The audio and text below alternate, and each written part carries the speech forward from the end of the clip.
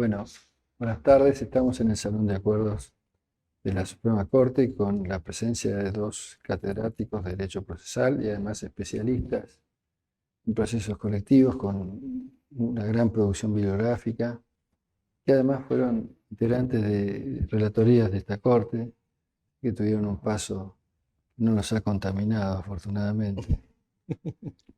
Son Leandro Giannini y Francisco Berbisky. Vamos a tratar con ellos sobre el cierre, la finalización, la clausura, terminación de los procesos colectivos, un tema que surge a propósito de la sentencia de octubre de este año de la Corte Suprema de Justicia de la Nación en el caso Mendoza. Así que vamos a tratar de formular tres ejes temáticos vinculados al caso Mendoza y también por añadidura al otro proceso colectivo de larga data, por así decirlo, que es el caso Berbisky. Y comenzaríamos por Leandro, con un enfoque general del problema. ¿Cuáles son los principios, los estándares, las pautas básicas para terminar, en su caso, la conclusión de un proceso de estas características? Bueno, gracias por la invitación. Es un gusto además volver acá a estar en este recinto dialogando con usted y con Cisco, querido amigo. El tema de la resolución, de la última resolución de la Suprema Corte en el caso Mendoza es muy interesante. Determinar cuáles son los parámetros que son el objetivo central de la pregunta es un tema clave, porque lo que la Corte hace en el caso Mendoza es visto desde la comunidad jurídica, desde los operadores jurídicos en general y en particular los que se dedican al litigio colectivo, como una forma modélica, digamos, de litigio estructural. Entonces, tratar de desmenuzar qué es lo que la Corte dice cuando dice cuáles son los factores, cómo cerrar, cómo terminar un litigio estructural, es clave para ver cómo podemos trasladar esa experiencia o aprender de esos errores en el futuro, porque en definitiva Mendoza ha sido modelo en sus virtudes y también ha sido utilizado como ejemplo en algunos aspectos de cómo se pueden corregir algunas deficiencias sobrevinientes de la experiencia Mendoza en otros tribunales. Especialmente cuando los tribunales no tienen los medios que tiene la Corte Suprema para decidir, para implementar, para dialogar institucionalmente y ahora también para cerrar la causa colectiva. Es decir, este título podría ser, desde esta conferencia podría ser cómo cerrar un litigio estructural si sos la Corte Suprema, ¿no? Porque hay algunos aspectos de esos principios que la Corte Suprema misma le ha trasladado a esta Suprema Corte recientemente en el pasado, en el caso de Berbisky, cuando le dijo no se puede cerrar un litigio estructural de estas características, en ese caso por las condiciones de detención, la situación de las personas privadas de la libertad, en la medida que subsistan las condiciones. Uno de los principios fundamentales de ese fallo de la Corte Suprema, revocando la Suprema Corte, fue en la medida que subsistan las condiciones que le dieron lugar, condiciones de detención inaceptables desde la perspectiva de las convenciones y de la Constitución, no se puede dar por cerrado el proceso estructural, ¿no? Entonces, cómo se leen esos dos precedentes y en particular cómo se puede leer o aprender de lo bueno y de lo malo de esta resolución. Mendoza es el típico ejemplo de litigio estructural, un litigio caracterizado por la complejidad del remedio. Es un proceso colectivo, en general es complejo, subjetiva y objetivamente, pero el litigio estructural tiene una particularidad específica, que es la que lo define, que es la complejidad de la infraestructura, presupuesto, interacción institucional que se necesita para adoptar un remedio adecuado a la elección de derecho de que se trata. Todo lo demás es muy parecido a un proceso colectivo. En eso hay una enorme diferencia. Por eso lo que la Corte dice aquí es muy, creo yo que es determinante.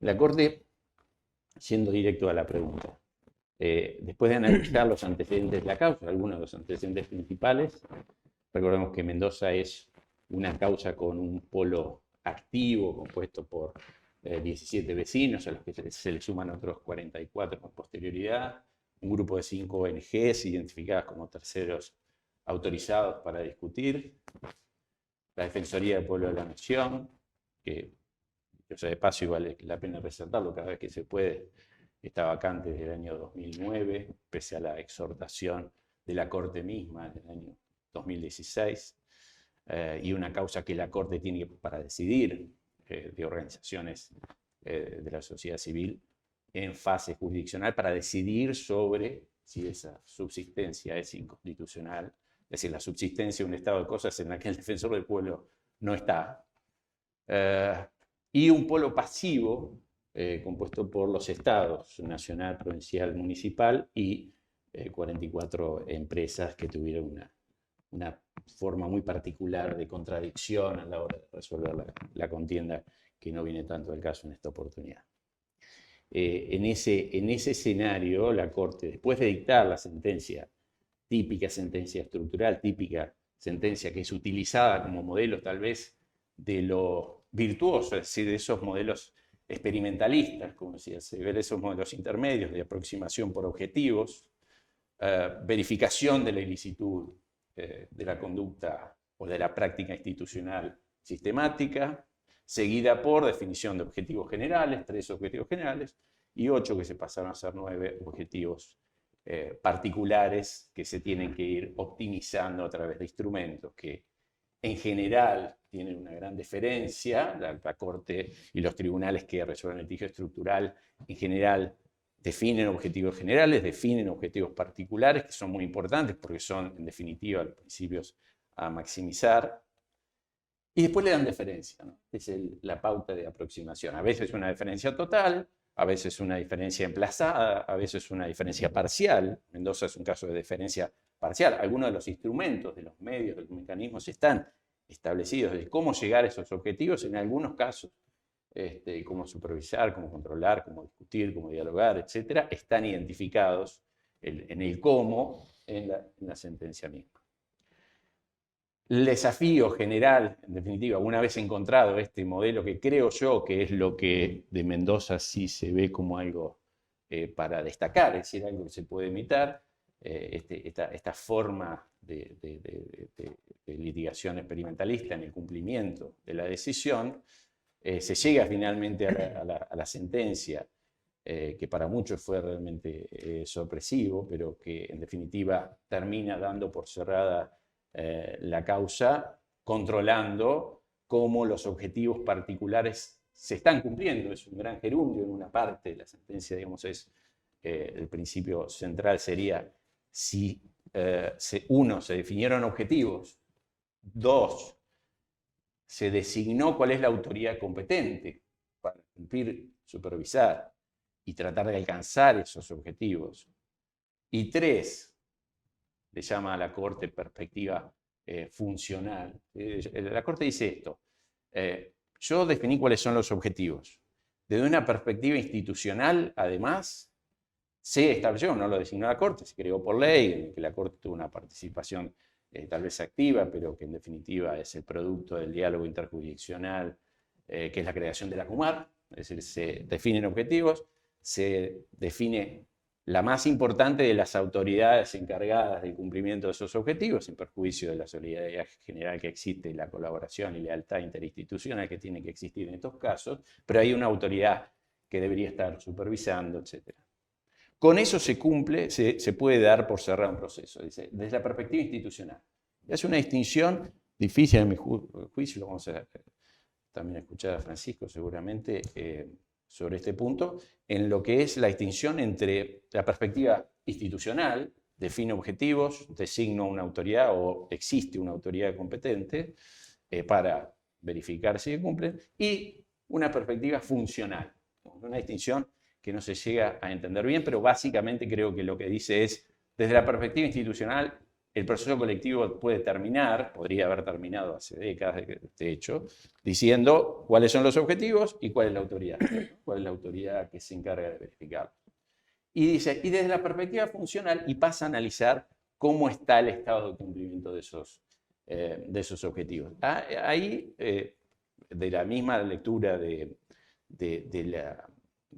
fallo, se puede advertir que la tolerancia en materia de perspectiva funcional, es decir, de qué grado de cumplimiento tienen esos objetivos, se advierte que la Corte tolera distintos grados de cumplimiento. Mucho gerundio, ¿sí? Muchos conductas que tienen grados de cumplimiento que cuando están medidos, es decir, se identifica la medición, oscilan entre el 40, el 80, el 90% de algunas de las conductas u objetivos que se deben alcanzar. Y en algunos casos directamente se dice esto se hará en el futuro, está en el plan. Es decir, gramaticalmente sería gerundio y futuro, ¿no? La principal de las... de lo que surge funcionalmente desde la perspectiva del fallo. Entonces, creo yo que, sí, a la pregunta, bueno, ¿cuáles son las pautas que surgen del fallo de la Corte Suprema, cuando la última resolución de la Corte Suprema, la de octubre de 2024, cuando da por cerrado el conflicto, diría, bueno, un conflicto estructural, un litigio estructural, una sentencia estructural, uno podría decir, inferir de ese fallo, se puede dar cumplida si definir los objetivos, es decir, si dicté una sentencia típica, un litigio estructural, experimentalista, etcétera, objetivos generales, objetivos particulares, y deferencias sobre los medios, y sobre esto, para ver cómo se alcanzaron, y si se revisan, y si se vuelve atrás, y se redefinen los objetivos, que era la propuesta o era la invitación de Mendoza, la flexibilización de la cosa jugada, la posibilidad de modificar los objetivos particulares para ajustarse a los generales, los instrumentos para ajustarse a los objetivos particulares y generales, toda esa redefinición que se puede hacer, por supuesto, en la órbita del proceso colectivo, queda, en definitiva, me parece, condicionado ahora con este fallo a partir de esta lectura, de esta dimensión o esta distinción entre la dimensión institucional, para la que basta muy poco, de hecho, cabría decir que está resuelta hace mucho, si es cuestión de definir objetivos y definir autoridades, y la distinción funcional, que me parece que en ese punto es donde se produce la clave del desafío de los restantes tribunales. La Corte ya lo resolvió, está recurrida esa decisión, así que quedará para ella ver si revisa esa decisión, pero en definitiva la experiencia de eso, lo importante es ver cómo puede trasladarse esa experiencia a otros litigios estructurales, cuando lo que se reconoce es que un cumplimiento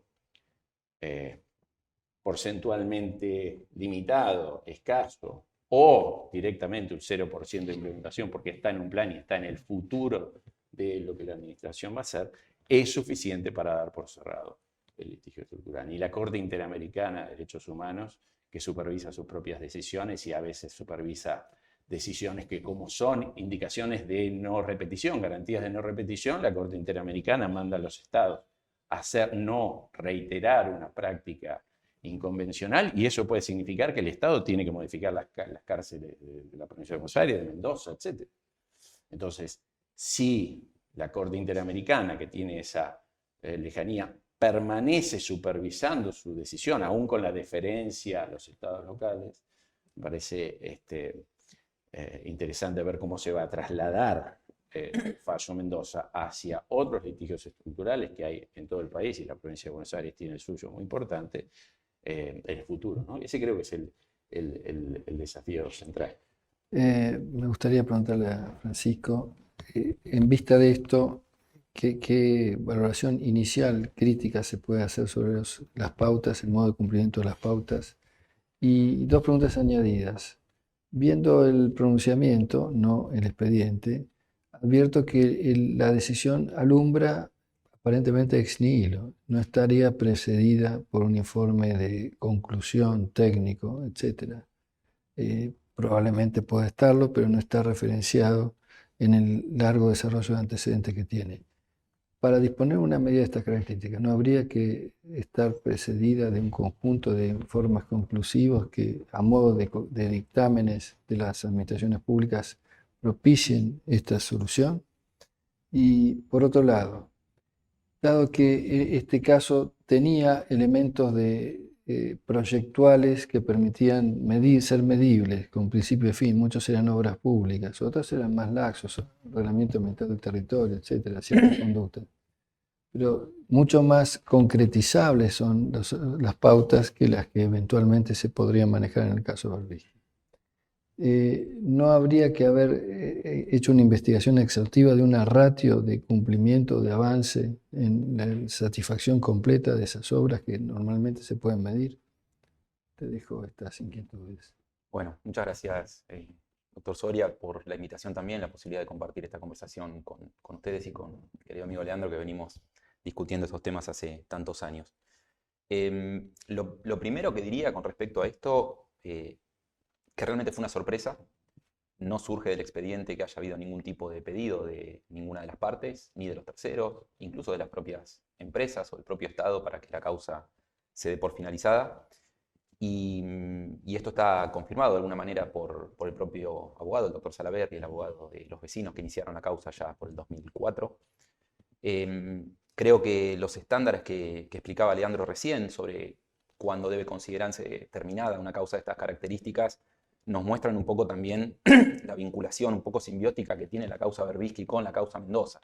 Porque lo que hace la Corte ahora de Mendoza en su sentencia del 22 de octubre fue recuperar un obiter del doctor Rosati en la causa Consejo de Defensores, Berbisky 2, donde hace 3 años, 3 años y medio, la propia Corte Federal le dijo a la Suprema Corte de la provincia, después de tener 7 años el expediente en sus estrados, que la causa Berbisky no estaba terminada como se había definido en el 2007, después de una audiencia pública y después de tomarse, creo yo, un poco más en serio el corte de situaciones que son efectivamente muy complejas, ¿sí? Estamos hablando de conflictos policéntricos, estamos hablando de un poder judicial que no está capacitado ni tiene las estructuras orgánicas funcionales para abordar este tipo de conflictos con eficiencia, y creo que en algún punto la Corte terminó resolviendo esta causa sin dar razones que justifiquen esa decisión. Y es muy sencillo de ver esto si uno ve la sentencia y puede analizar que efectivamente los dos estándares que ya Rosati había adelantado en su voto concurrente en Consejo de Defensores son efectivamente la definición de un espacio institucional que debería hacerse cargo y llevar adelante, vehiculizar la ejecución de la sentencia, y del otro lado la definición de los objetivos. Si nosotros nos ponemos a revisar la causa, la definición del plano institucional fue la creación de la CUMAR por ley en el año 2006, fruto efectivamente de la resolución de admisibilidad de la causa Mendoza en el 20 de junio del 2006, y si nos ponemos a pensar en los objetivos, están definidos en el Plan Integral de Saneamiento Ambiental, que fue un plan que la propia Corte impuso de alguna manera, un plan de política pública muy complejo que la Corte impuso a los 3 estados demandados en la sentencia estructural de julio del año 2008, alegando ni más ni menos que las partes no habían aportado elementos suficientes para poder resolver el conflicto como correspondía. Es la propia Corte, en base, por supuesto, a intervenciones de la UBA, intervenciones expertas que se dieron en ese muy corto plazo, porque el proceso de conocimiento, y esto hay que decirlo, también duró solamente 2 años, mientras que la ejecución duró 16 años hasta ahora. La Corte impuso ese plan integral. Por lo que ahora se pone fin o se finaliza es a la supervisión del cumplimiento. Es decir, las dos cosas, yo creo que ahí también hay un punto grave para destacar, porque la Corte podría haber dicho, con las razones que no dio, pero podría haber dicho por las razones que quisiera, efectivamente yo voy a terminar con el proceso. Lo que quiero marcar primero es que los dos estándares que Leandro explicaba muy bien recién están cumplidos en el 2006 y en el 2008.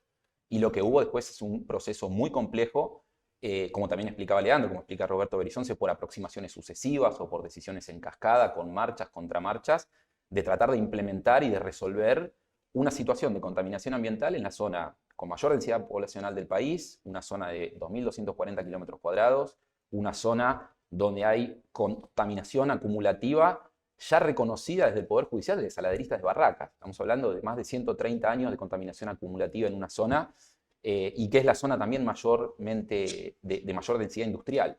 La verdad que el caso era muy complejo, la Corte incluso durante la marcha de esa ejecución, y esto es otra de las cosas que sorprende justamente frente a los gerundios de la Corte, de que esto se está cumpliendo, se está resolviendo, tiene que ver con que la propia Corte en no menos de 4 resoluciones durante estos 15, 14 años de la ejecución, en no menos de 4 resoluciones destacó que los informes que le proveía la CUMAR eran informes incompletos. Y si uno ve las audiencias públicas que están disponibles para consultar en YouTube, uno puede ver también cómo la Corte interpeló permanentemente a los 3 estados y a la CUMAR, a los representantes de los 3 estados que conforman la CUMAR. Y de hecho en el año 2016 llegó a dictar una resolución que, puesto en términos quizás un poco de excesiva simplificación, pero la Corte en esa resolución del 2016 lo que dijo fue, no sabemos dónde estamos parados, tráiganme indicadores de cumplimiento para poder medir de alguna manera dónde estamos en cada uno de esos componentes de algo que, insisto, porque esto me parece clave, fue un programa de política pública impuesto desde el Poder Judicial a través de herramientas y en un contexto procesal donde no hubo ningún tipo de diálogo con la administración, donde no hubo ningún tipo de cooperación, ningún tipo de colaboración. Y lo que estamos viendo ahora, creo yo, justamente en algún punto son las consecuencias de esa suerte de improvisación inicial. Creo también que hay otro problema en esto que señalaba, doctor, importante, que la Corte, como les decía, podría haber señalado, podría haber dado por terminada la causa, pero no la supervisión de cumplimiento. Digamos, podría haberse encontrado un punto intermedio, incluso siguiendo las propias líneas que la propia Corte propuso en esa sentencia del 2008, donde creó este cuerpo colegiado integrado por las organizaciones que fueron a participar al proceso como terceras, con un pequeño grupo de profesionales y a participar en un caso ambiental, y la Corte en el año 2008 lo que hizo fue convertirlas en una suerte de mega mesa de entradas para atender los reclamos de más de 5 millones, hoy casi 6 millones de personas que habitan en la cuenca, traducirlos, hacer los reclamos que se necesiten frente a la CUMAR, reconfiguró ese rol de las organizaciones que se presentaron como terceras en el caso, así como reconfiguró muchas cosas en materia procesal. Y esto me parece que también es importante decirlo. Mendoza ha sido modelo y ha servido sin lugar a dudas en términos performativos para avanzar con litigios estructurales en distintas áreas del país. Pero lo cierto es que Mendoza es Mendoza porque la Corte es la Corte. Hay muchas cosas que solamente pueden suceder, como de hecho este cierre intempestivo de la causa, y creo yo sin justificación alguna, solamente porque la Corte es la Corte Federal. De hecho, a la Corte de la Provincia de Buenos Aires le pasó que, como tenía una Corte Federal que iba a revisar, a pesar de que en el año 2007, después de los primeros 2 años de la ejecución de Berbisky, había habido cambios muy importantes en la situación carcelaria en la Provincia de Buenos Aires, que después, por supuesto, con el péndulo político fueron yendo y viniendo. Lo cierto es que había muchas más razones por entonces para cerrar Berbisky y volver a trasladar la responsabilidad a las arenas políticas sobre un problema de política pública. La Corte le termina diciendo a la Suprema Corte de la provincia, miren, esto es un problema estructural, esto es un conflicto policéntrico, esto es una situación muy compleja, todavía no está terminado, continúen trabajando. Y me parece que ahí me gustaría, para vincular también con la causa Berbisky, por eso me parece que esa relación un poco simbiótica hay que destacarla, la Corte recibió el mensaje, y hablo de esta Corte, recibió el mensaje del año 2021 en la resolución del 2022, donde crea el programa de cumplimiento de la sentencia, crea esa suerte de microinstitucionalidad, como le llama Lorenzetti, para abordar esta problemática. Y me parece que una de las cosas más interesantes de esa resolución también tiene que ver con el énfasis que pone en la necesidad de abordar estos conflictos y puntualmente la ejecución de este tipo de demandas tan complejas, que como decía Leandro también, son sentencias programa, sentencias por objetivo, lo que hacen establecer, bueno, esto así no puede estar, estos son los objetivos, tenemos que ir para allá y deferir al poder político la forma de hacerlo. Y en términos de diferencia epistémica me parece que está bien y es correcto esto. El problema es que muchas veces después se necesita esa supervisión y se necesita el empuje y en algún punto hasta la coerción de parte del Poder Judicial para que los poderes políticos cumplan con decisiones que por supuesto lo que hacen es condicionar su agenda. Y ahí también me parece que es interesante para analizar las dos causas y los problemas que tuvieron en la ejecución, 2 diferencias que me parecen muy importantes entre las 2 causas. La primera es que, y esto va de suyo, la causa Mendoza era una competencia que llegó a la Corte Federal por vía apelada.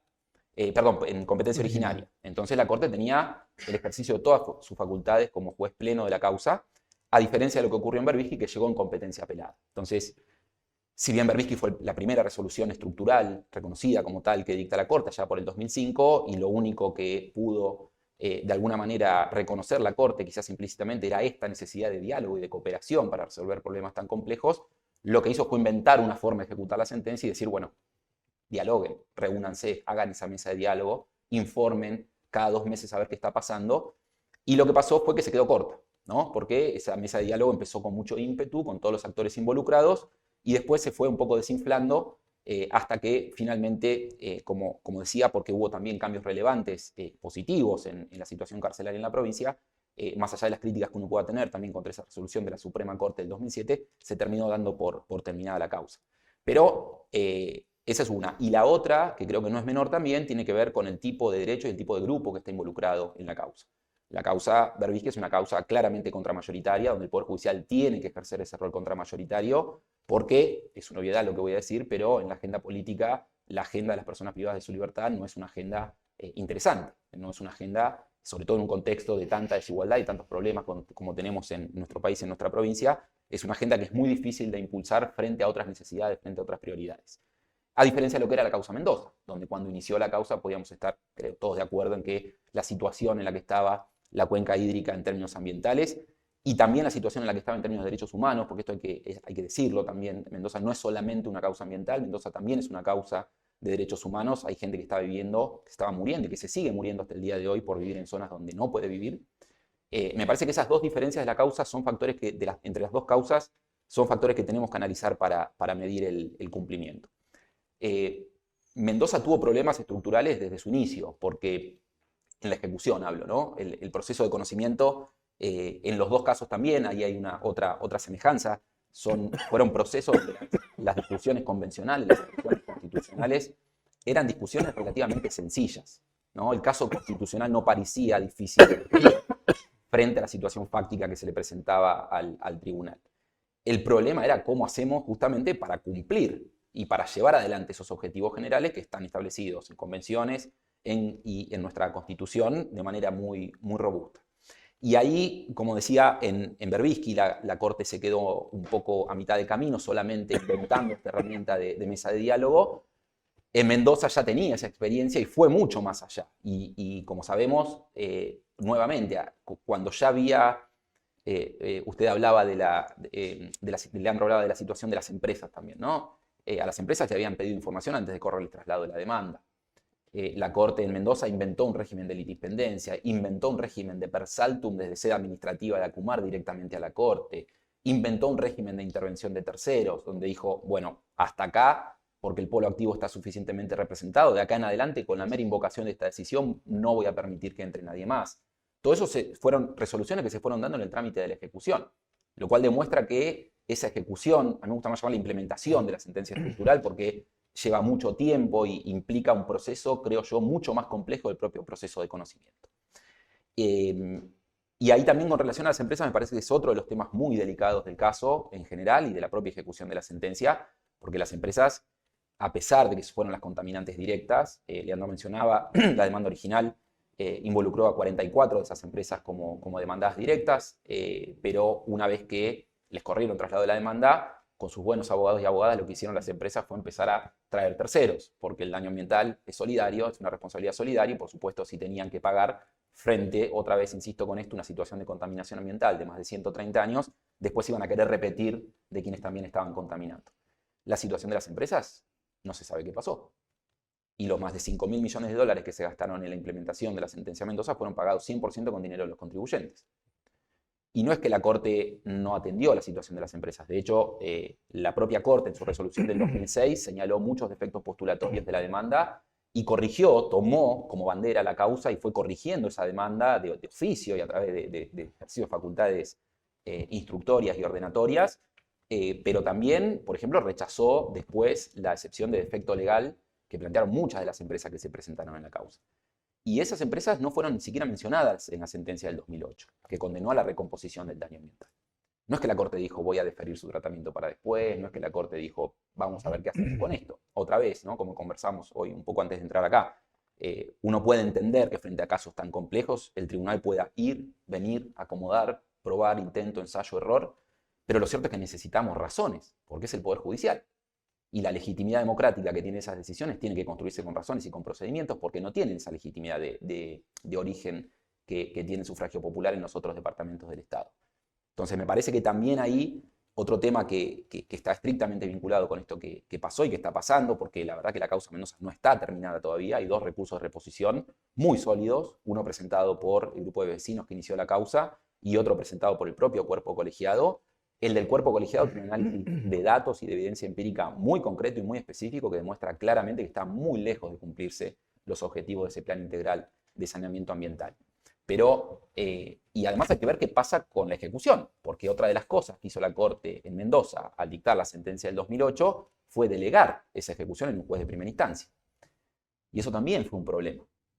La Corte no invocó ninguna cita, no había ningún antecedente de esto en sus precedentes, viene claramente tomado del modelo estadounidense de oficiales de la Corte o Special Masters, pero lo que hizo la Corte en ese momento fue delegar la ejecución en un juez de primera instancia, eligió estratégicamente un juez que no venía con las causas de arrastre del corralito, era un juzgado que se había creado recién en el 2014, y un poco se desentendió de la causa.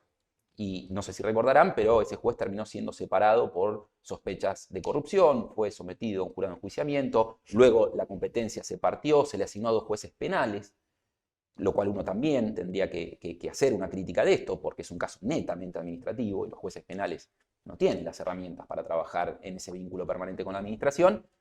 Y lo que creo yo que se olvidó la Corte fue que uno puede delegar trabajo, pero no puede delegar agencia, no puede delegar responsabilidad. Entonces, por eso digo también que hay que ver hasta dónde la causa está efectivamente terminada, porque hay que ver qué va a pasar con la enorme cantidad de incidentes de ejecución y cientos, miles de expedientes que hay tramitando entre esos 2 juzgados para llevar adelante, repito, el cumplimiento de objetivos que no están cumplidos.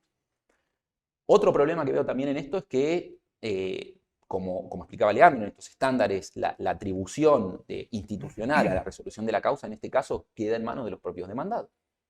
No estamos hablando que se creó una entidad especial, como sugieren algunos proyectos de derecho comparado, como ha sucedido también en Estados Unidos, para que con cierta independencia, con cierto poder de fuego, de acción sobre los demandados, con cierto poder de coerción apoyado, por supuesto, por órdenes judiciales, pueda compeler al cumplimiento de eso, sino que están dejando la ejecución en manos de los propios estados que confluyen en el ACUMAR, pero son los propios estados que fueron condenados en el año 2008. Y eso me parece que también es un problema, que se agrega al problema del contexto. Porque estamos en un contexto donde tenemos un presidente de la nación que dice que quiere destruir el Estado y lo está haciendo y está desfinanciando todas las áreas del Estado. Y la ACUMAR no es ajena a eso que está sucediendo. Y también en este contexto preocupa que se traslade a manos de la administración pública y se convierta en un asunto meramente administrativo justamente el cumplimiento de demandas que, repito, insisto en esto, no se vinculan solamente con una cuestión ambiental, sino que también tienen una estricta vinculación con derechos humanos de personas que están en una situación muy compleja. Y lo último que diría, para terminar un poco con este rosario de problemas, que es una primera lectura de la causa, pero creo que lo que demostró también la implementación de la sentencia en la causa Mendoza fue el problema de la falta de colaboración y la falta de escucha activa a las propias personas que están involucradas en la causa. Y esto también fue requerido reiteradas veces en el expediente y la Corte no terminó de generar ningún tipo de instancia participativa real con las personas que están siendo vinculadas por esa decisión. Personas que cuando se inició la causa conformaban un grupo homogéneo, pero que cuando se llegó al momento de la sentencia y hubo que empezar a ejecutar esa decisión, se empezó a romper ese grupo homogéneo y empezó a haber personas y grupos de personas con intereses contrapuestos. Y la Corte tampoco se hizo cargo de la complejidad que suponía justamente esa implementación de la decisión. Así que la verdad que el escenario es muy complicado. Usted, doctor, me señalaba también la necesidad de que hubiese habido algún tipo de informe técnico de parte de la ACUMAR para poder cerrar la causa de alguna otra manera. Yo mencioné la audiencia pública que se hizo en la causa Berbisky en el 2007. No nos podemos olvidar que la acordada sobre audiencias públicas, donde la Corte Federal institucionaliza las audiencias públicas allá en el 2007, surge con motivo de la experiencia en la causa Mendoza. Y uno se pregunta, bueno, ¿cómo puede ser esa falta de consistencia de que ni siquiera haya habido una discusión pública a través de una audiencia pública al momento del cierre? Mi opinión es que no pidieron y no tuvieron esos informes porque esos informes técnicos hubieran dado los resultados que el cuerpo colegiado está mostrando muy claramente en su recurso de reposición y sobre los cuales hubiese sido muy difícil tomar la decisión de terminar con la causa. Y ahora sí, lo último que digo, y esto lo tomo de Aida Kemmelmacher en el Congreso de Derecho Procesal de Mar del Plata, que estuvimos hace muy pocas semanas, Aida habló de este tema y otra de las cosas que señaló que también muestra la excepcionalidad de este tipo de asuntos y cómo los tribunales tienen que estar permanentemente inventando herramientas para poder trabajar con conflictos para los cuales no fueron pensados ni procedimentalmente ni institucionalmente, es que estamos frente a una nueva forma de terminación del proceso, porque el proceso no terminó por caducidad, no terminó por transacción, no terminó por desistimiento, no terminó por sentencia, terminó porque la Corte dijo que terminó. Y creo que eso es un problema. Y el problema que genera esta creación de nuevos elementos, la Corte lo vivió durante varios años, es que intensifican la dificultad política en la ejecución de estas decisiones. el problema de implementación de estas decisiones no es solamente procedimental. Es una obviedad esto también lo que estoy diciendo, pero es un problema procedimental y es un problema político, porque genera esa tensión con los poderes mayoritarios del Estado. La dificultad política no se puede resolver, va a estar siempre, pero sí podemos bajarle el volumen, bajarle la frecuencia, estableciendo buenas normas de procedimiento para abordar estos temas, como se hizo el intento fallido lamentablemente con el anteproyecto de Código Procesal de Familia Civil y Comercial acá en la provincia de Buenos Aires en el año 2022. Bueno, ahora entremezclando Mendoza, Berbisky y cualquier otro caso, para tener un panorama más general de la cuestión, me gustaría compartir con ustedes algunas interrogantes, los comparto para que ustedes lo contesten. El primero es cómo se mide o cuál es la metodología para la medición de las pautas determinantes de la decisión acerca de la satisfacción principal de las cuestiones clave del caso. Y muchas veces la respuesta debería ser, se tiene que fijar en la sentencia madre, en la sentencia eje, en la que dispara el programa de remediaciones o de soluciones de la sentencia. Pero lo que suele ocurrir en estos casos, supuesto que esta sea la respuesta correcta, es que la realidad va cambiando y consecuentemente el objeto de la solución también va cambiando. Entonces, así hay un primer problema de alteración del propósito inicial de la sentencia, que probablemente sea distinto al propósito inicial de la pretensión, que debería enunciar el resultado buscado. Entonces ahí tenemos un problema con la variabilidad. Algo de esto lo dice el fallo y quería conocer la opinión de ustedes sobre eso. Vinculado con esto, el alcance de la firmeza de las cosas juzgadas en estos temas. Porque fíjense que, así como el apartado primero de esta sentencia alude a la finalización de la supervisión, el segundo alude a la finalización del trámite directamente del daño ambiental colectivo. ¿Sí? Se terminó el trámite. Esto quiere decir que no hay más trámite que hacer. Querría decir eso. Entonces, ¿qué efecto de firmeza podría llegar a tener este caso? Yo recuerdo que el cierre del caso Berbisky, que dio lugar a la causa Consejo de Defensores, estaba consentido por todas las partes participantes y afines en el proceso, y esto no conmovió en términos de irrevisibilidad por cosa juzgada la decisión de la Corte Nacional al menos. Entonces, este es un segundo problema. Y un tercer problema, ¿cuál sería la enseñanza para los trámites de procesos colectivos ante juzgados de primera instancia, en amparos ambientales que pueden ser diseminados ante cualquier juez? Bueno, estas serían las tres cuestiones. Bueno, sí, son tres puntos claves. El tema de mediciones es central. La Corte misma y el trámite de Mendoza lo permite ver. La sentencia tenía 8 objetivos, la sentencia original de la caso de Mendoza tenía 8 objetivos particulares, 3 objetivos generales y 8 mandas, ¿no? Yo le diría objetivos particulares destinados a... si uno lee en el 2017 se modifican esos y se agrega uno. Lo que era el acceso a la información se transforma en la producción de indicadores. Como principio 1 de la sentencia pasa a ser no acceso a la información y participación ciudadana. Producción de indicadores sobre todo lo necesario para verificar si estos objetivos están cumplidos. Por supuesto, este es un principio que debería trasladarse no del litigio estructural al proceso colectivo. Es algo que hace rato vengo sosteniendo que debería ser el lugar hacia donde el derecho del acceso a la información debería aludir. No debería haber una autorización general para que la administración o cualquier oficina responda que no tengo estos datos porque no los produje, que es lo que la ley de acceso a la información permite como regla general. Tengo que producir cualquier indicador necesario para verificar si cualquiera de los objetivos, misiones y programas que tengo a mi cargo están cubriendo sus resultados. Mediciones es central en cualquier litigio estructural. En Mendoza se hizo evidente porque tuvieron que transformar la sentencia y agregar un objetivo más que es producir indicadores. Y de hecho, como Francisco decía recién, hasta le tuvo que decir a Kumar que los informes que estaban produciendo no coincidían con el lenguaje de la sentencia, ¿no? Entonces, que las autoridades usen el lenguaje de la sentencia, es decir, los postulados de la sentencia, para explicarme que toda esta documentación que me trae se refiere al punto 1, al punto 2, al punto 3, al punto 4.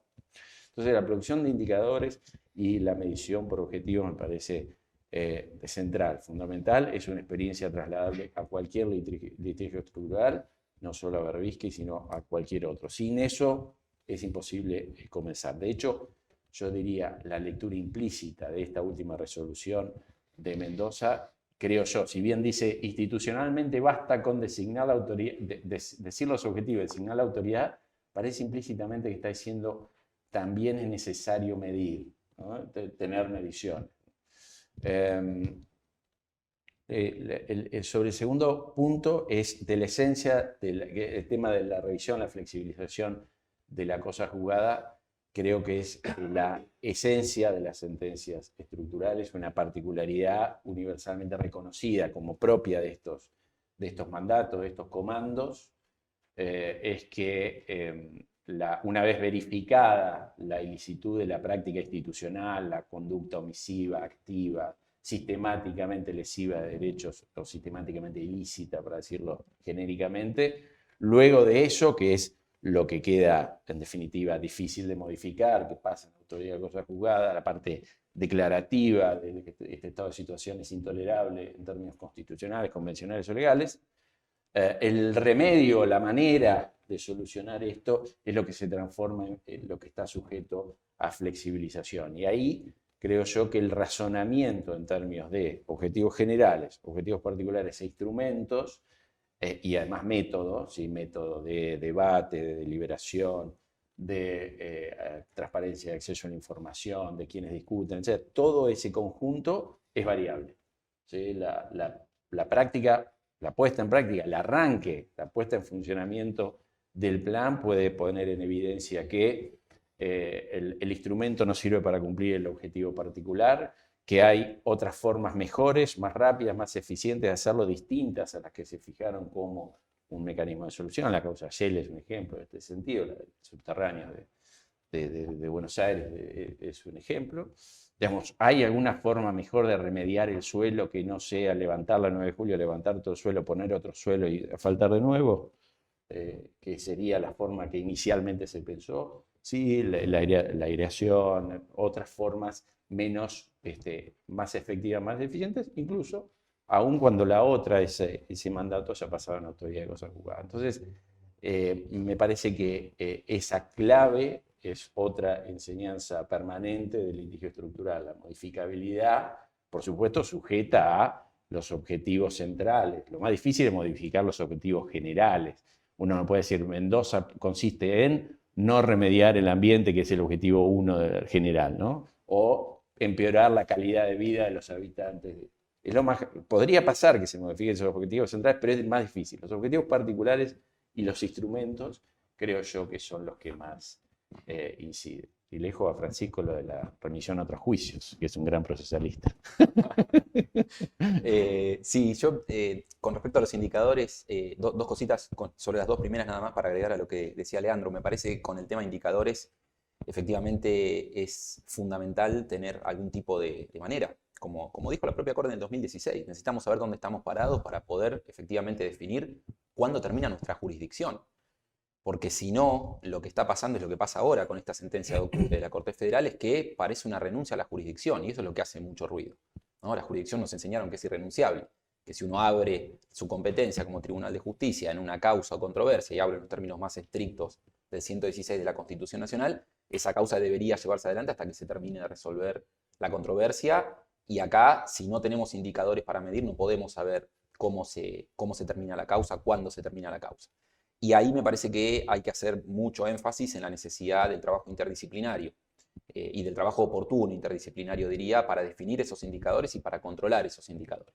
Porque ese es otro de los temas para los cuales nuestras estructuras procesales no están preparadas, que es para recibir la cantidad de información técnica y procesar la cantidad de información técnica que se necesita para abordar problemas tan complejos. Después sobre la cuestión de la cosa juzgada, como también señala Leandro, yo marcaría esa diferencia. Una cosa es la cosa juzgada sobre la pretensión de conocimiento y la sentencia que dice acá hay una violación estructural de derechos, estos son los objetivos generales que tenemos que cumplir. Y otra cosa muy diferente es lo que pasa en la etapa de implementación de la sentencia. Y ahí sí no podemos trabajar otra vez con las mismas herramientas que venimos trabajando. No podemos trabajar sobre la idea de una cosa juzgada con preclusiones rígidas, con esclusas que no se puedan volver a abrir. Tenemos que tener esa posibilidad y esa capacidad de reconocer que el tribunal y las propias partes se puedan equivocar en las formas de avanzar con esa ejecución. Creo que también ahí hay que partir de la premisa esencial de la naturaleza eminentemente prospectiva de las decisiones estructurales. Nuestros sistemas judiciales están preparados para trabajar con una foto en blanco y negro. Entonces, todos los estudios que asimilan al juez con el historiador y que permiten un poco esa idea de desentrañar cuál fue la verdad con minúscula de lo que pasó y de lo que no pasó y tomar una decisión, acá se desdibuja completamente porque estamos trabajando con una foto en color y en alta definición, más con un video, diría yo, que se está moviendo todo el tiempo abajo de nuestros pies. Y si nosotros pensamos enfrentar un fenómeno de esas características con las estructuras tan estrictas y tan cerradas y tan duras que tenemos, no hay manera de abordarlo eficientemente. Me parece que ahí hay una cuestión importante que tiene que ver con algo más de fondo, ¿no? Con esto de entender el tipo de rol que está jugando la jurisdicción en este tipo de asuntos, que no es más un rol reparatorio, mucho menos en materia ambiental, es un rol eminentemente preventivo. Y lo último que diría con respecto a eso, pero que está estrictamente ligado, tiene que ver con el avance de la ciencia y tecnología. Digamos, no podemos pensar que en el año 2008 las herramientas, el volumen de información que se podía manejar, que se podía procesar, las herramientas que se tenían en términos de ciencia y tecnología son las mismas que tendríamos hoy para abordar la misma problemática. Entonces me parece que seguir forzando una solución a través de decisiones tomadas en un contexto histórico, político determinado, es una necedad, cuando estamos hablando de un proceso de implementación de sentencia que lleva 16 años. Y después, ¿cómo se traslada a los juzgados de primera instancia? Bueno, ese es el gran problema. Yo creo que ahí vuelvo sobre lo que decía al final de mi intervención anterior. Creo que la implementación de estas decisiones tiene problemas procesales que se solucionan con buenas normas y tiene problemas políticos. Y creo que cuando los jueces más innovan y más inventan para tratar de abordar y de resolver los problemas que tienen que resolver, porque es una misión institucional, más se parecen a un administrador y menos se parecen a un juez. Y eso lo que hace es recrudecer la dificultad política y subirle el volumen a la dificultad política. Entonces, como también dije al inicio, Mendoza es Mendoza porque la Corte es la Corte. Es muy difícil pensar que un juzgado de primera instancia pudiera hacer algo parecido y que eso se sostenga en el tiempo, se sostenga en una instancia de apelación, se sostenga en una instancia extraordinaria.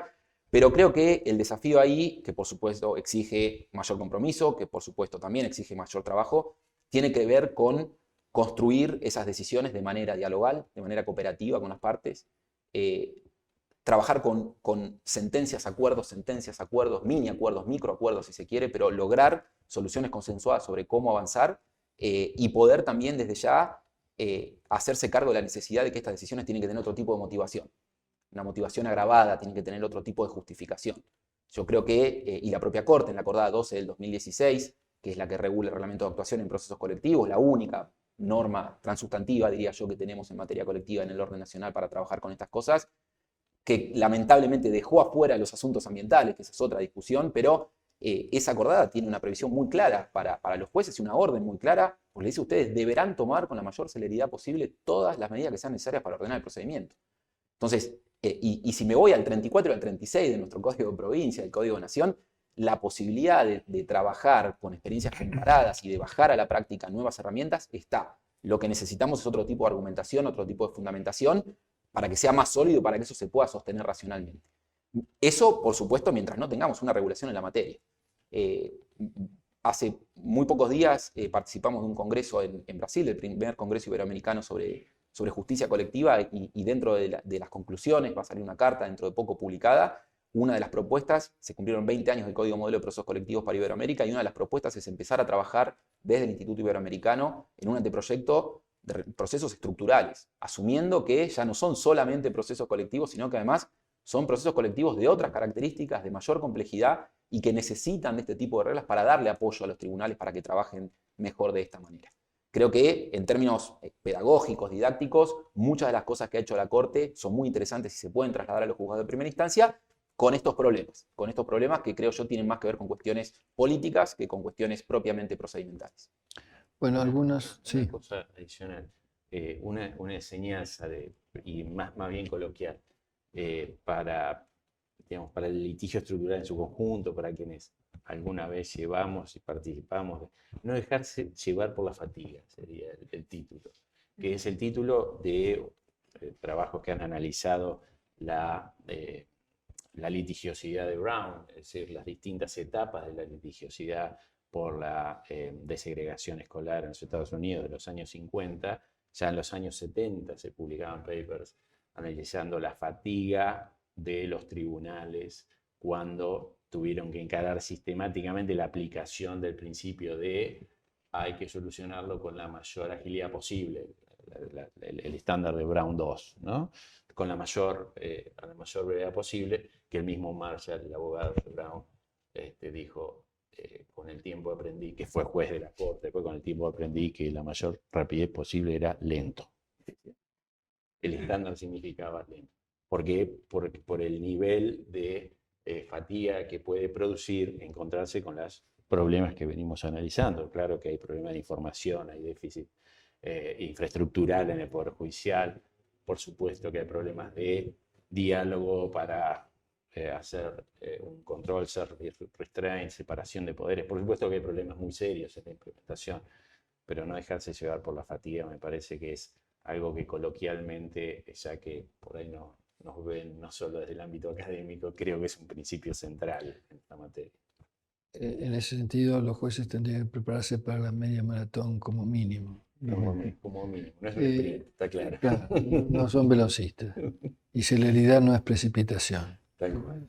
Bueno, pero vayamos a algunos puntos sueltos que pude rescatar de la conversación con ustedes. En primer lugar, sobrevuela la idea de que la ejecución, la supervisión de la ejecución, al menos debe estar confiada en parte por órganos propios del Poder Judicial, o esto no es un obstáculo, la creación de la CUMAR, que obviamente es un ente autárquico interjurisdiccional ajeno al Poder Judicial, pero coordinado con él, en sí no tenía ningún problema. Es decir, hay que generar una microinstitucionalidad propia siempre o algún tramo de ella para tener capacidad de decidir in situ cuando se están generando las decisiones de ejecución o implementación, o está bien, según el caso, deferirlo a un tercero completamente ajeno al Poder Judicial.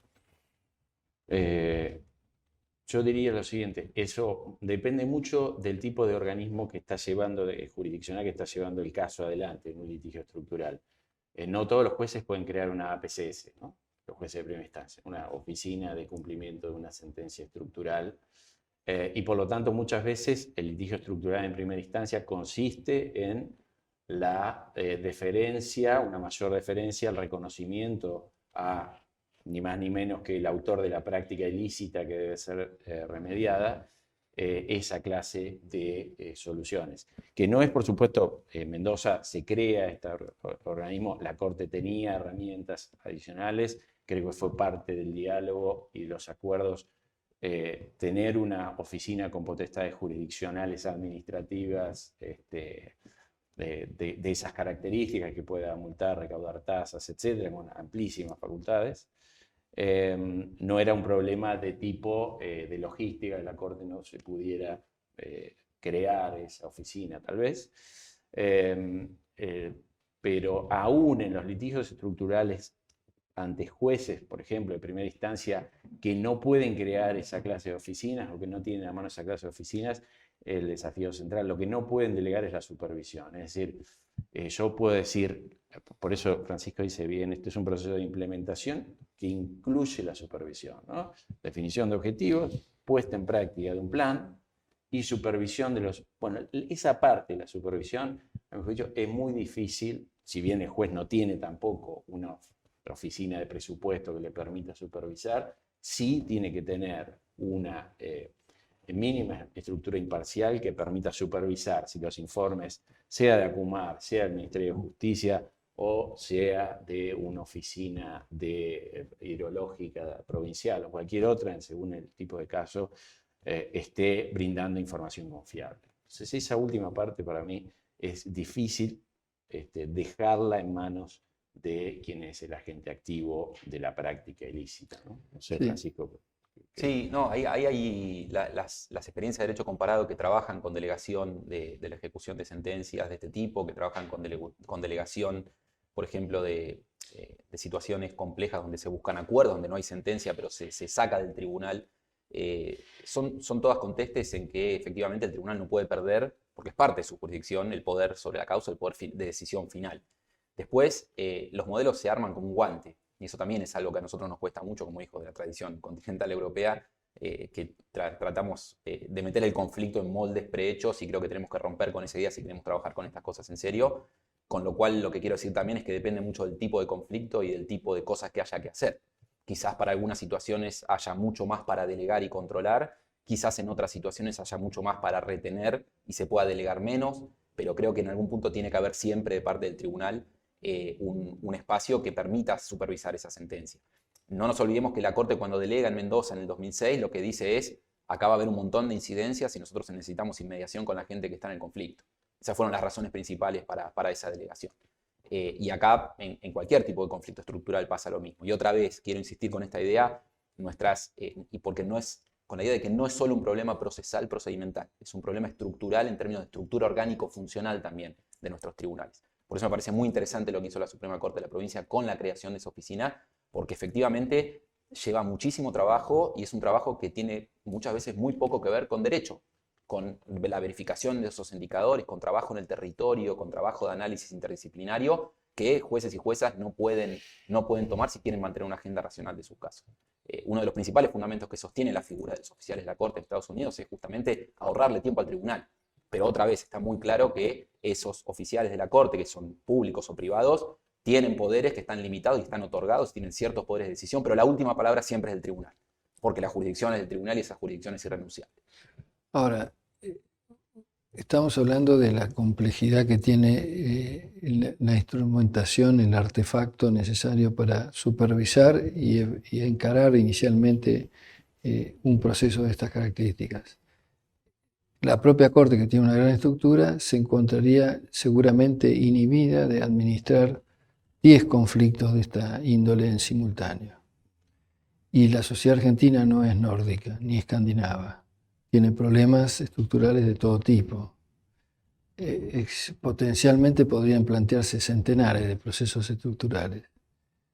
¿Hay algún filtro de elegibilidad? ¿Debería haber algún criterio de elegibilidad, así como hay un 280 para el microproceso? Para el macroproceso no debería haber un criterio. ¿Y cuál sería? ¿Cómo se valida? ¿Cómo se toma esa decisión?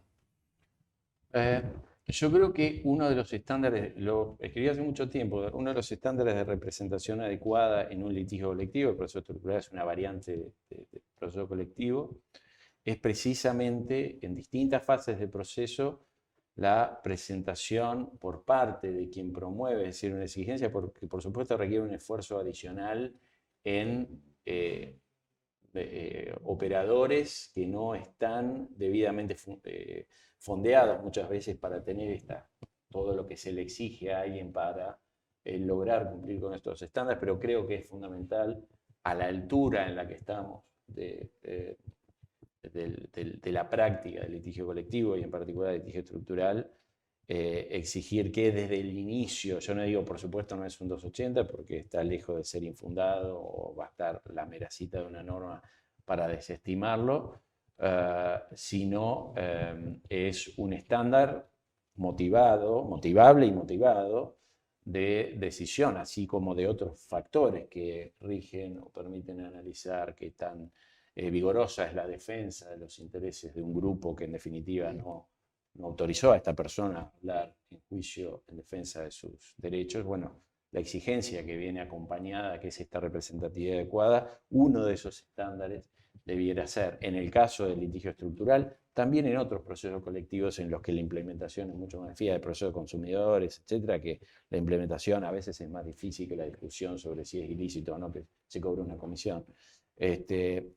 Cuando esa implementación es un desafío puntual del proceso de que se trata, el estándar de la presentación de las características de ese plan futuro de remediación, de inhibición, de reparación, etc., es un estándar posible, que no funciona como un filtro al estilo Certiorari, pero sí es un estándar posible de racionalización de la agenda para mejorar el funcionamiento de este tipo de procesos. Yo creo que es una pregunta que va al corazón del problema, que es político, para mí. Y que creo que también ahí se puede diferenciar. Una cosa sería un filtro para un tribunal extraordinario en una instancia de apelación, y otra cosa muy diferente es cuando un juez de primera instancia recibe un caso con evidencia demostrada y fuerte de que hay violación de derechos fundamentales, y una jurisdicción constitucional que es irrenunciable en nuestro sistema. Y creo que lo que nos está llevando a discutir los procesos colectivos y puntualmente estos procesos estructurales es algo mucho más profundo, que no es procesal, que no es orgánico funcional, y que tiene que ver lisa y llanamente con la forma de distribución de poder en Argentina.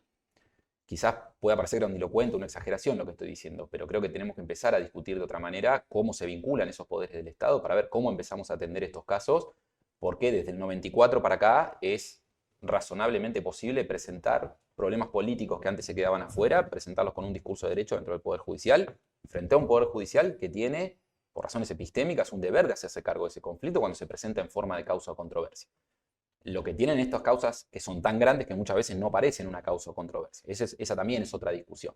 Entonces ahí la discusión es, bueno, ¿cómo hago yo para enfrentar un problema donde me están demostrando que hay violación de derechos fundamentales y al mismo tiempo me supone empezar a pisarle los cordones al Poder Ejecutivo o al Poder Legislativo y empezar a generarle al Poder Judicial una responsabilidad sobre asuntos que nunca se lo pensó para trabajar en esos asuntos? Y otra vez eso me lleva de vuelta a la cuestión procedimental, de vuelta a la cuestión estructuras, en términos de estructura orgánico-funcional, pero me parece que al final del día volvemos al principio, que es cuál es el rol del Poder Judicial frente a este tipo de asuntos.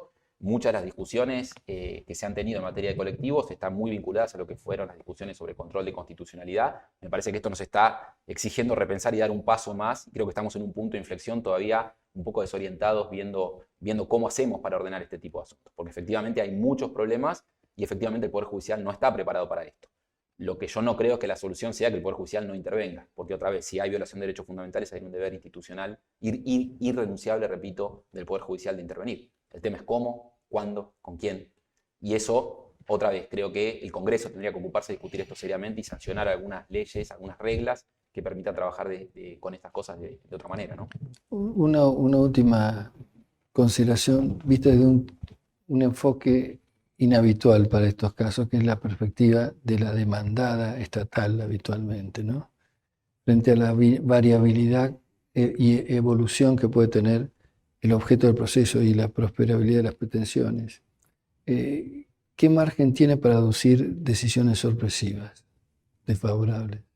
¿O solo tiene margen para la innovación del actor y el demandado condenado está expuesto a cualquier tipo de pretensión, cualquiera sea el grado de avance del proceso? La decisión sorpresiva requiere un cambio de reglas que dejen estado de indefensión al Estado, a la defensa estatal. Por supuesto que es un desafío que el hecho de que se modifiquen los objetivos, los instrumentos y demás nos lleve a variar la lógica de la discusión de esos objetivos y esos instrumentos, pero no creo que sea un ejemplo de la litigación sorpresa o las decisiones sorpresas. No creo que se trate de lo mismo. A la medida, por supuesto, que al demandado se le deje competir, es decir, se le deje discutir sobre si las causas de este problema estructural recaen en su conducta, si hay otras mejores maneras de resolverlo, si todas las cuestiones que pueden estar asociadas al ejercicio de la defensa tienen que estar garantizadas. Entonces, la flexibilización que se autoriza en este tipo de litigios como condición para hacer efectiva la tutela de esos derechos, porque digo, sin esa variabilidad en ese punto, parece que es imposible tutelar efectivamente derechos, y ahí es donde el límite me parece que es infranqueable, ¿no? Sí, coincido con Leandro. Creo que si desterramos la idea de preclusiones estrictas y rígidas en este campo, la cuestión de las decisiones sorpresas, como lo resolvieron en Brasil en el Código del 2015, es consubstanciación. Consubstanciación, con diálogo, con cooperación, y la posibilidad de que no solo sea la actora quien proponga cambios, sino que también sea la propia demandada la quien, otra vez, por aproximaciones sucesivas y a veces incluso sin necesidad de órdenes o de órdenes de cumplimiento por parte del Poder Judicial, pueda ir resolviendo el problema. Porque estamos hablando de asuntos colectivos, digamos, sigue siendo responsabilidad de la provincia de Buenos Aires resolver la situación carcelaria. Por más que eso esté adentro del Poder Judicial en la causa Berbisky, en la causa Consejo de Defensores, el problema sigue siendo un problema de política pública. Ahí es donde se solapan las dos dimensiones y creo que es donde nos faltan herramientas para mejorar el diálogo y la construcción. Claro, probablemente este caso, si hubiese nacido de una petición de Agumar sosteniendo que están sustancialmente cumplidos los objetivos institucionales con su creación y la aprobación del Plan Integral de Saneamiento Ambiental y de alguna manera orientados al cumplimiento de los funcionales, se hubiese dado traslado a los actores y estos se hubiesen opuesto, ¿no? Quizás la sentencia sería distinta. Es una pregunta. Yo creo que Acumar no tiene esa posición de parte en el litigio como para, pero es cierto que la Corte durante muchos años le insistió en Acumar. Hay 8 resoluciones de la Corte diciéndole estos informes son insuficientes por distintas razones, hasta que en el 2024, si no me equivoco, se presentó un último informe tratando de respetar los parámetros de producción de indicadores en el lenguaje de la sentencia de Mendoza, etcétera, etcétera, pero difícilmente puede ser visto como una petición sustanciada entre las partes, debatida abiertamente entre las personas interesadas en el litigio para, tomar una decisión tan importante como el cierre de la causa. Yo creo que vamos a ver eso ahora en las resoluciones que decidan los recursos de reposición in extremis. Lo que pasa que, la parte actora y el cuerpo colegiado arrancaron perdiendo 2-0 el vestuario. Hubiera sido muy interesante tener esa conversación antes de que se tome la decisión, pero como decía hoy, yo creo que si se hubiera requerido racionalidad, no se hubiera podido tomar esta decisión. Bueno, vamos a alguna pregunta de la platea. Citada. Arrancamos. Un gusto doble porque además son amigos. No, yo vengo a plantear la hipótesis parcialmente opuesta, es decir, la causa tiene objetivos generales, una autoridad de implementación, objetivos particulares, indicadores, pero los indicadores dan mal y los objetivos particulares no se satisfacen. Y no tenemos una ley de procesos ni de ejecución de procesos colectivos o estructurales. No tenemos la posibilidad de gobernar sobre el patrimonio. ¿Cuáles serían las correctas medidas o posibles medidas que tiene un juez desde una posición contramayoritaria, aún con el ejercicio de la jurisdicción constitucional y como garante en última instancia de los derechos, ¿no?, de las personas, para exigir? Y esa sería la primera. Y la segunda sería, ¿y cuál sería el escenario si hubiese múltiples procesos colectivos o estructurales que demandaran ingentes recursos para privilegiar o priorizar algunos en torno a, o en relación a otros? No sé si... Claro. Lo primero, si la causa está terminada, en teoría el juez no podría hacer nada frente al incumplimiento de los indicadores, ¿no? Porque la causa está terminada y se supone que finalizó su jurisdicción. No. Sería Acumar informándote, pero dando referencias de que son al 56%, al 58%. Entonces uno dice, no está cumplido el objetivo. No lo quiero complicar, qué sé yo. En el supuesto, por ejemplo, de Berbisky, el Congreso de la Nación te dice, ahora no hay más libertades condicionadas, o vamos a, en materia de género, menos libertades, o más prisionización, como quieras. Entonces, hay factores externos que también pueden influir, pero suponte una simple. Simplemente no se avanza. No se avanza porque no se construyen alcaldías, simplemente no se avanza porque no hay políticas públicas definidas para avanzar. Es decir, lo que vos planteabas acerca de que en definitiva es una cuestión política, ¿no? Bueno, ¿cuáles son las herramientas que tiene el Poder Judicial como contramayoritario frente, no digo a una recalcitrancia abierta, sino el mero hecho de que pasan los años, pasan los jugadores y la cosa sigue igual? La experiencia en Estados Unidos con este tipo de litigios lo que indica es ese fenómeno de aproximaciones sucesivas. Es decir, primero tenés que cumplir el objetivo general. No cumplís el objetivo general, fijamos objetivos específicos. No cumplís los objetivos específicos, los mando a cumplir por un tercero y te paso la factura. Literalmente, por ejemplo, en los casos de cárceles en Estados Unidos. colchones, o sea, ese tipo de situaciones. Por supuesto que eso otra vez exige otro tipo de diálogo y de trabajo con la administración pública, mucho más dialogal, mucho más cooperativo y con todas las limitaciones políticas que tiene el Poder Judicial para poder hacer cumplir sus decisiones. Pero no hay solución para eso hoy, creo que no la hay. Y creo que tampoco se va a poder lograr otra vez, porque es un problema político, no se va a poder lograr con herramientas procesales. Sí van a permitir esas herramientas procesales ordenar un poco esto, limitar la arbitrariedad, limitar la discreción del Poder Judicial y permitirle al mismo tiempo tener reglas donde apoyarse para trabajar más como jueces y menos como administradores.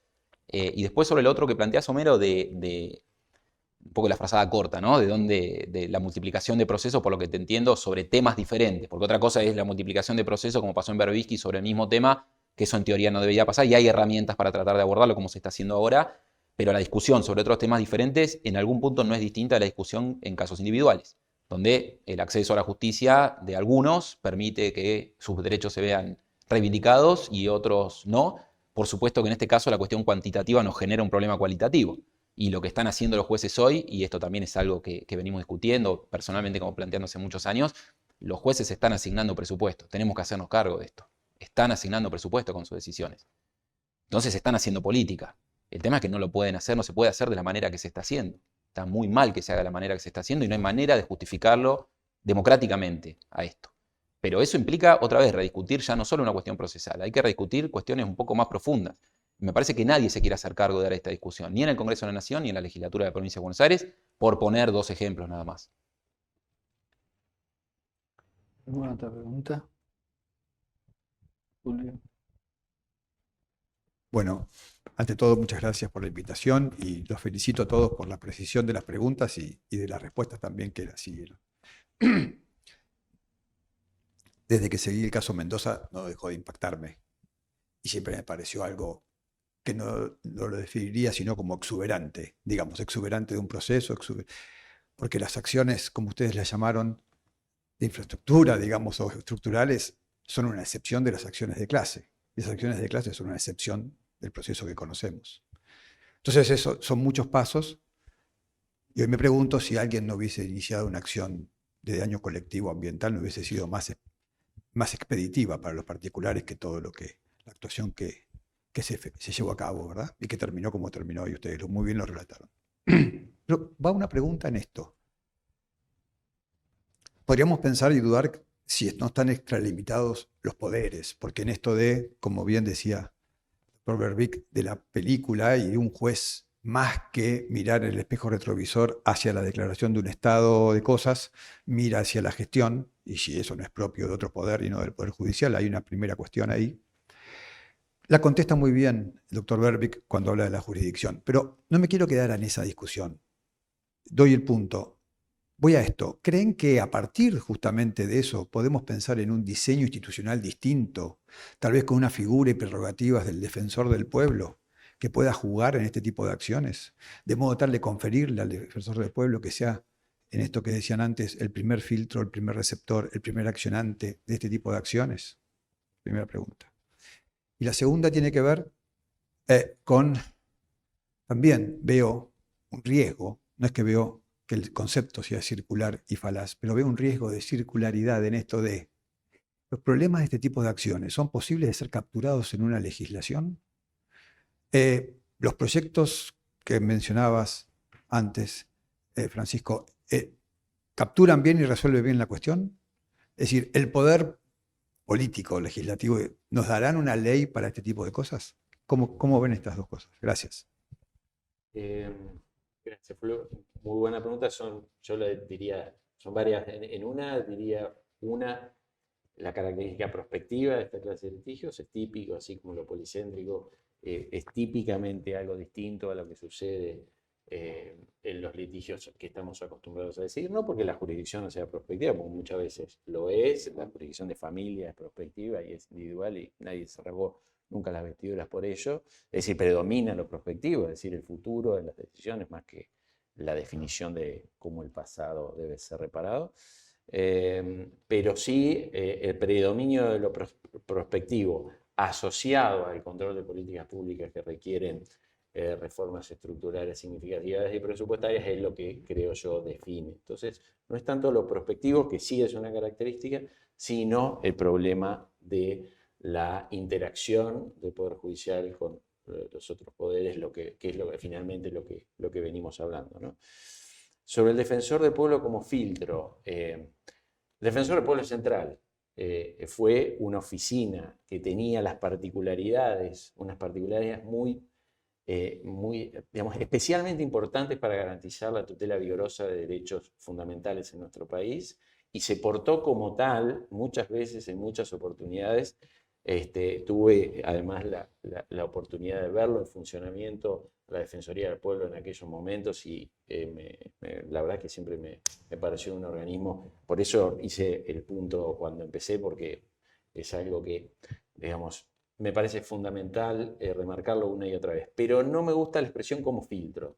¿Por qué? Porque Argentina tiene esta, creo, acertada amplitud de la legitimación colectiva, que permite que distintos litigantes que tienen distintas características puedan acceder a un remedio judicial efectivo, y a veces el defensor del pueblo es el mejor, porque es muy difícil obtener informes técnicos, médicos, ambientales, con un presupuesto del vecino de la empresa contaminante, ¿no? El defensor del pueblo tiene algo que los demás no tienen, pero el defensor del pueblo no sufre en sus entrañas la enfermedad de sus hijos, ¿no?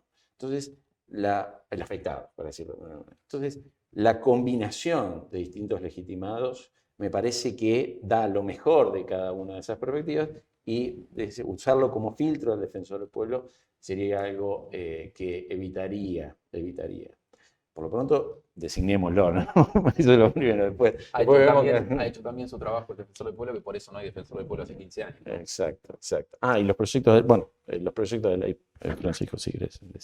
Con respecto a los proyectos de ley, yo creo que hay que pensar en otra forma de redacción de la propia norma. Es imposible, digamos, otra vez, venimos con la idea del iluminismo francés del Código Civil en su momento y del propio Código Procesal, como con la idea de poder incorporar todas las situaciones posibles dentro de un proceso. Eso no pasa en los procesos individuales, claramente, mucho menos va a pasar en un proceso colectivo, muchísimo menos va a pasar en un proceso estructural. Si uno ve las regulaciones de los modelos de derecho comparado, y especialmente el modelo estadounidense, al cual yo creo que hay que empezar a estudiar de otra manera y hay que acercarse por su pragmatismo, porque necesitamos trabajar de otra manera con esto, de una manera mucho más pragmática, la regla 23 federal estadounidense está plagada de conceptos jurídicos indeterminados, adecuado, razonable, ese tipo de conceptos, que por supuesto exigen de los jueces llenarlo de contenido, las situaciones concretas. Por eso hoy decía que muchas veces estas soluciones se construyen y se diseñan como guantes. Y eso exige desde ya otro tipo de trabajo, otro tipo de compromiso y otro tipo de fundamentación y de justificación del ejercicio jurisdiccional, que también tiene que estar acompañado de otro tipo de postulación y otro tipo de trabajo cooperativo con abogados y abogadas de la causa y con las propias partes del proceso.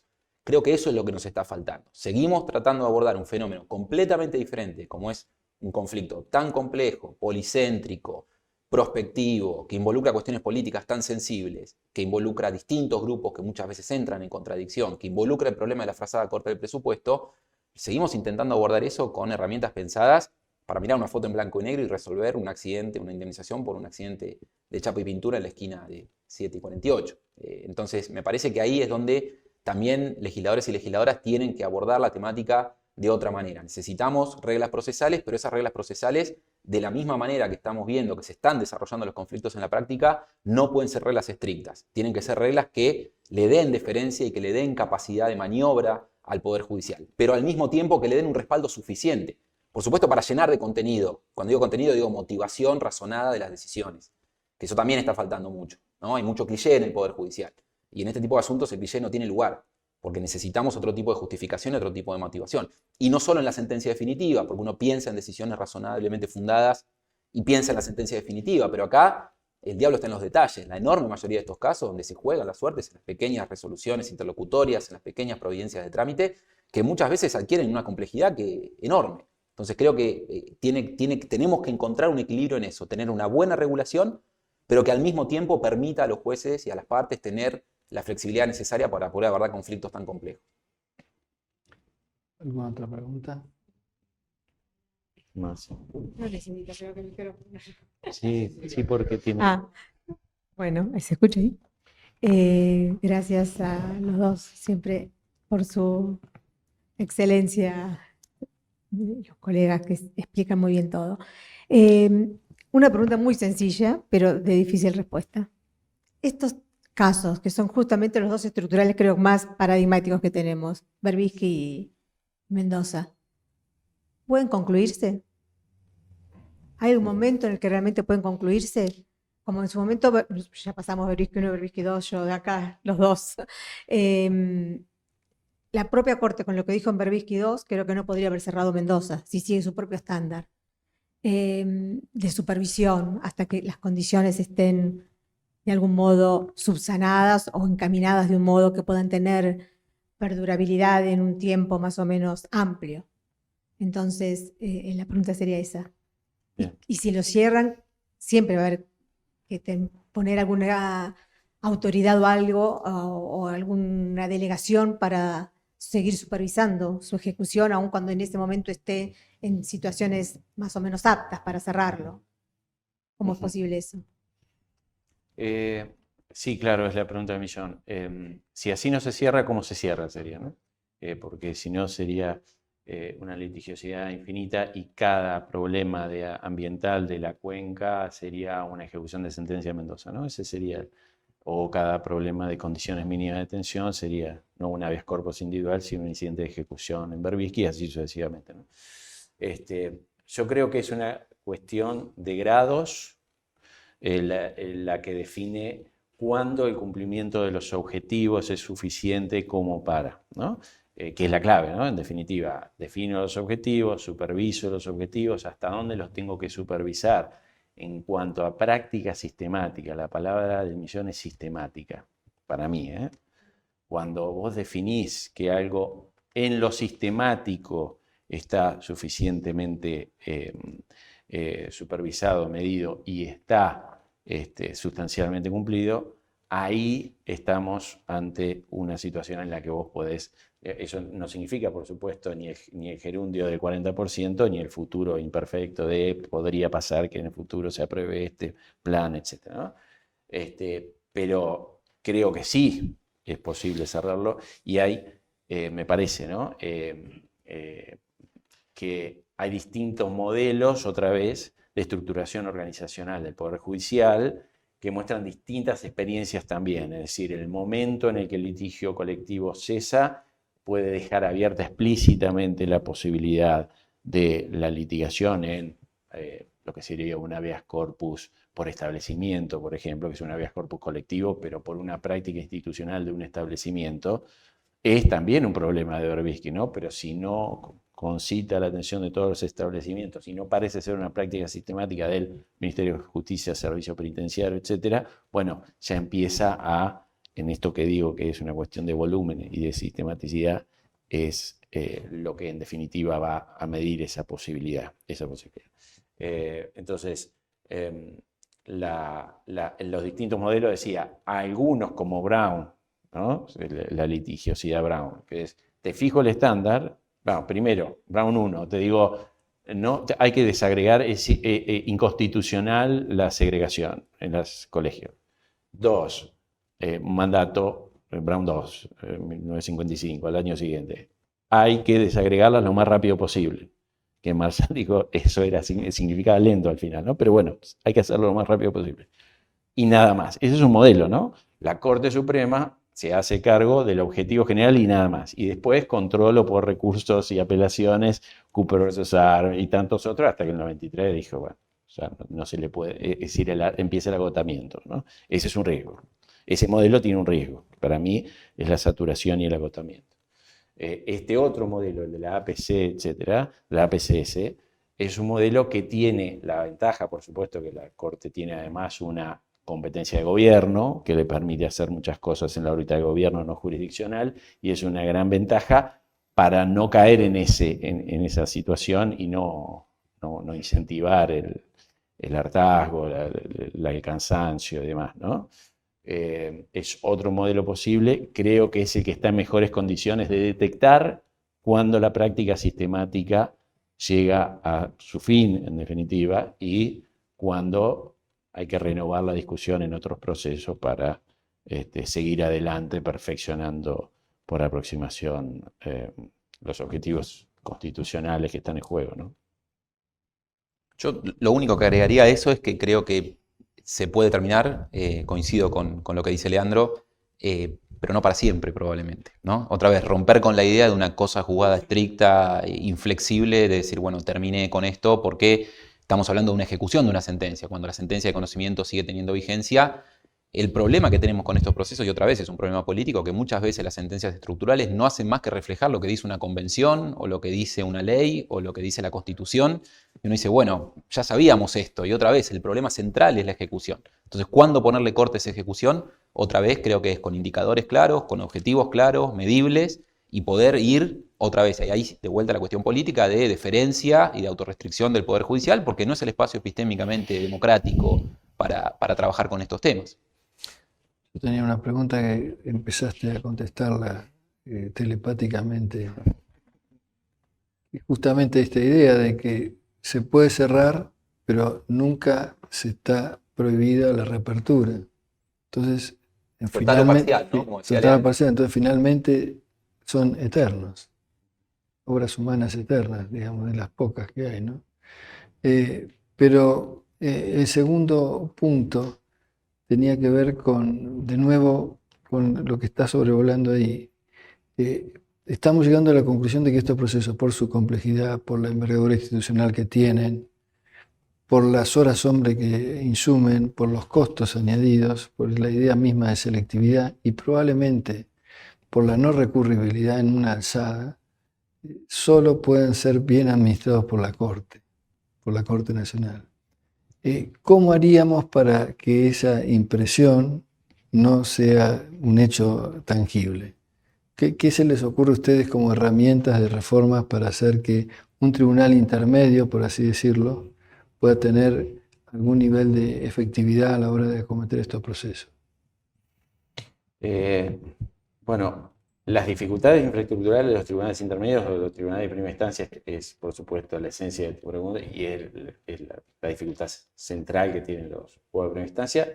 Y aún así, hay ejemplos, tengo ejemplos personales de la litigiosidad mía, de mi estudio jurídico, en las que yo advierto cómo jueces comprometidos, pero no necesariamente con la causa, sino con la gestión del conflicto, que es una cosa muy distinta, pueden hacer un papel mucho más que digno incluso en cumplir problemas estructurales muy difíciles de cumplir, ¿no? Hablo de, hoy hablamos con Francisco previamente, hay causas ambientales como, digamos que son Mendoza, pero